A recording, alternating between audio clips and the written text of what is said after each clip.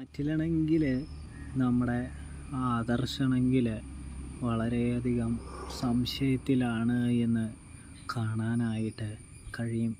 അതായത് താനീ ചെയ്യുന്നത് ശരിയാണോ എന്നൊരു തോന്നൽ ആദർശിൻ്റെ മനസ്സിൽ ഉടലെടുക്കുന്നൊരു കാഴ്ച കാണാനായിട്ട് സാധിക്കുന്നുണ്ട്. അതായത് അനിയെ ഇഷ്ടമല്ലാത്തൊരു വിവാഹത്തിന് വീണ്ടും നിർബന്ധിക്കുകയാണോ എന്നൊരു തോന്നലാണ് ആദർശിൻ്റെ മനസ്സിലെന്ന് നമുക്ക് കാണാനായിട്ട് സാധിക്കും.